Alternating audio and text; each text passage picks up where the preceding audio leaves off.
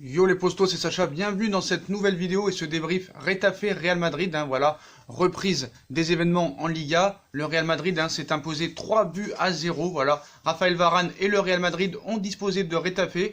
Pour leur premier match de l'année 2020, le Real Madrid est allé s'imposer sur la pelouse de Retafe 3-0 pour la 19e journée de Liga, donc ça met un terme aux phases des matchs allés.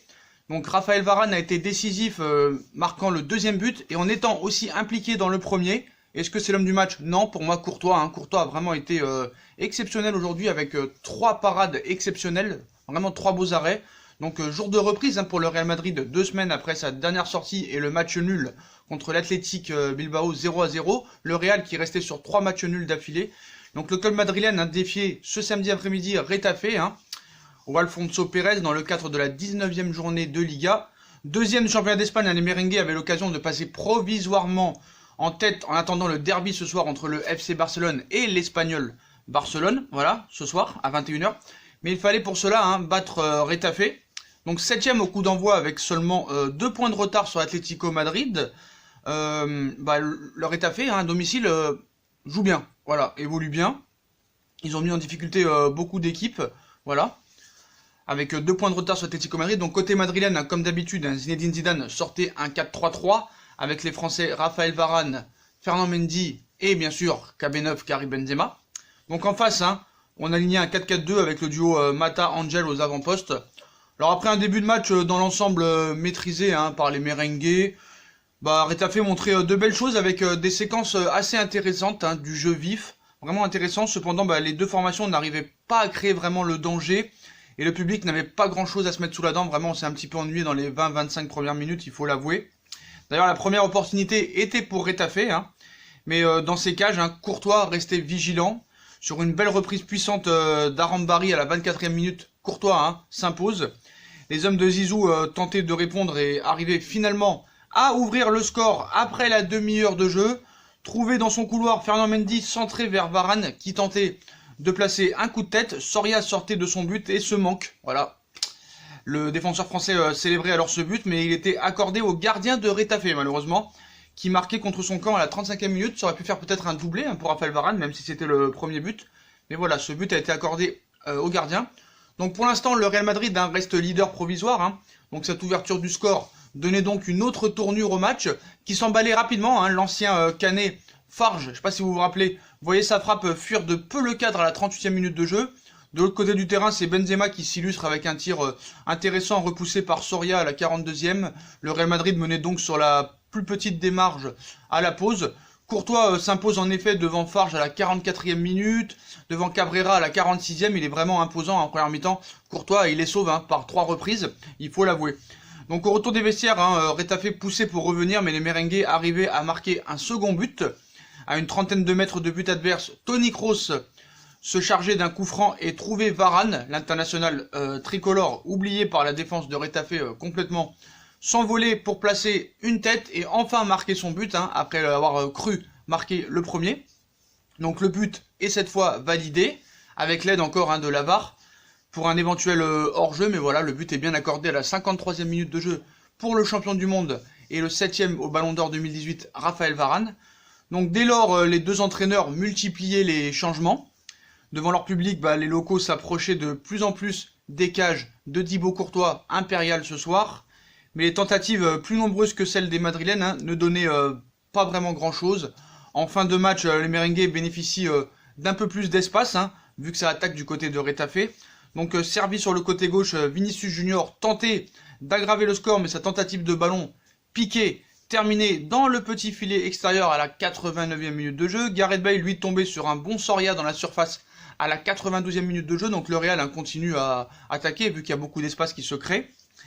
Mais dans les derniers instants, les visiteurs inscrivaient enfin ce 3e but pour Luka Modric, voilà, puisque Modric, bien servi par Valverde, encore lui, qui a été vraiment très bon encore aujourd'hui, poussait le cuir au fond des filets à la 96e minute de jeu, 3-0 pour les Madrilènes. Le Real s'impose donc 3-0 contre Retafe et passe provisoirement en tête en attendant la rencontre du Barça ce soir. De son côté, Retafe reste au 7e rang. Donc moi, mes tops, ce que j'ai vu aujourd'hui, Courtois, vraiment Courtois, depuis qu'on l'a critiqué, depuis ce match contre le Real Madrid, vraiment, Il enchaîne beaucoup de clean sheet, il est décisif, donc peut-être qu'il n'a pas vraiment les critiques qu'on doit lui avoir. Oui, bon, bah, c'est comme si le PSG battait Amiens 3-0, voilà, à l'extérieur, hein. C'est exactement ça.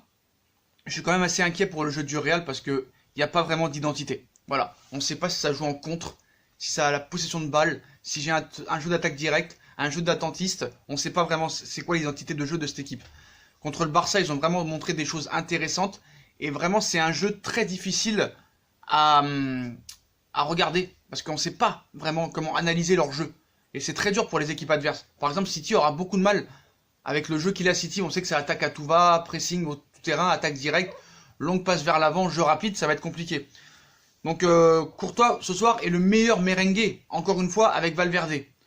Donc devant, ça rate tout. Voilà, faut le dire la vérité. Au milieu, ça alimente peu l'attaque. 2 buts sur phase arrêtée.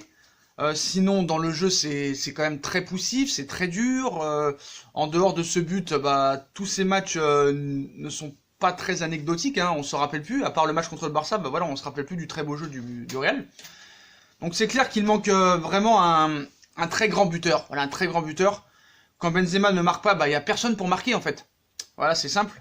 Et ça, c'est très problématique parce qu'en Ligue des Champions, l'équipe qui va le plus loin, c'est celle qui est le plus efficace. Voilà, on va dire, et qui fait le plus mal à l'adversaire. Voilà, c'est celle qui est le plus efficace devant, donc au moment opportun, il va falloir des buteurs. Et avec le Real, là, on est très loin de l'efficacité, même si ce soir, il marque 3 buts quand même. Voilà, donc c'est sûr que l'absence de Hazard, vraiment, est problématique. On ne sait pas quand vraiment il va revenir. Mais j'ai envie de te dire, surtout en première mi-temps, j'ai envie de te dire merci Courtois. Voilà, merci Courtois parce qu'il y avait grand danger et Courtois vraiment a été décisif dans ce match, il faut le souligner. Après le jeu du Real, bah voilà, Jovic qui rentre à la 80e minute de jeu, il a été acheté 60 millions d'euros. Vous vous rendez compte, un joueur qui a été acheté 60 millions d'euros et qui est sur le banc. Donc après, je vais pas trop le critiquer parce que le pauvre à chaque match, il a 10 minutes de jeu. Donc on ne pourra pas vraiment le critiquer. Mais je sais pas pourquoi ils l'ont acheté 60 millions d'euros si c'est pour le mettre sur le banc. Je ne comprends pas. Donc voilà, merci Courtois en ce début d'année, hein. Mais quand il faisait perdre le Real Madrid, hein, on disait rien. Bah là, il fait son boulot tout simplement. Et il l'a très bien fait aujourd'hui. Donc en prenant plein la gueule, bah il a fait des arrêts. Voilà, il est décisif et il est là. Donc voilà.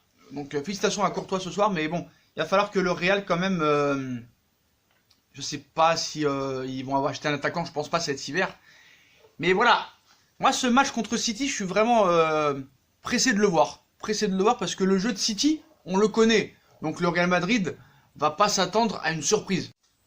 Il n'y a pas vraiment de surprise avec le jeu de Guardiola. Par contre, le jeu à Zidane est très difficile à analyser. Et quand il fera des analyses vidéo avec ses joueurs, bah voilà, on sait pas vraiment. C'est un peu de la chance, on dirait, du Real Madrid. Voilà, c'est opportuniste. Voilà, pour moi, c'est un jeu opportuniste. Voilà. Même s'il n'y a pas d'efficacité, voilà, c'est un jeu un petit peu trouble, voilà, vicieux un peu. Et on ne peut pas vraiment l'analyser. Voilà, c'est pas un jeu de possession, c'est pas un jeu de contre-attaque, c'est pas un jeu d'attaque directe, c'est pas un jeu de pressing. C'est un jeu, on va dire, clair. Voilà, clair, mais pas trop quand même. C'est très compliqué. En tout cas, quoi qu'il en soit, hein, le Real Madrid commence très bien l'année avec cette victoire 3-0. Bon, la défense, elle a été mise un petit peu en difficulté, mais bon, comme ils n'ont pas pris de but, hein, on va dire que c'est un bon match. Mais après, sur les autres, bah moi, Valverde qui m'impressionne de plus en plus. Hein, et bah voilà, maintenant, le Real a fait des économies. Hein, quand tu vois qu'il voulait acheter Pogba 180 ou 200 millions d'euros, que tu vois le mec, il est toujours blessé depuis septembre, mais là, il s'est encore blessé, il va se faire opérer pour 6 semaines. Voilà, je pense que le Real vraiment a fait une bonne trouvaille. Et vraiment, c'est à suivre. Hein, c'est à suivre ce joueur parce qu'il est vraiment très, très, très intéressant. Et en plus, tu vois, le gars, on dirait qu'il sait tout faire, quoi. Il récupère, il tacle, il défend debout, il met du jeu vers l'avant, voilà. Par contre, l'attaque, le gros problème, c'est l'attaque. Voilà, parce que Benzema, il est tout seul. Quand il marque pas, personne ne peut marquer. Vinicius Junior, Gareth Bale, je crois qu'il est encore à sa partie de golf de Noël. Rodrigo, on ne sait pas ce que ça va donner, ça joue pas vraiment tous les matchs. Jovic, le pauvre, il reste que 10 minutes sur le terrain. Donc voilà. Donc pourquoi pas en vendre un ou deux et acheter vraiment un attaquant de grande classe. Après, il y a beaucoup d'absents. Hein. Eden Hazard, James Rodriguez. Voilà, Isco, on ne sait pas s'il va être vendu, on sait que Chelsea est sur les rangs. Voilà, donc on va voir ce soir ce que va faire Barcelone pour le derby. Est-ce qu'ils vont répondre, hein, parce que le problème c'est que le Real avait pris seulement 3 points sur les 9 derniers possibles, donc resté sur 3 matchs nuls, donc la victoire était impérative. Ils auraient pu être devant le Barça très largement, mais malheureusement ils n'ont pas profité de tout ça.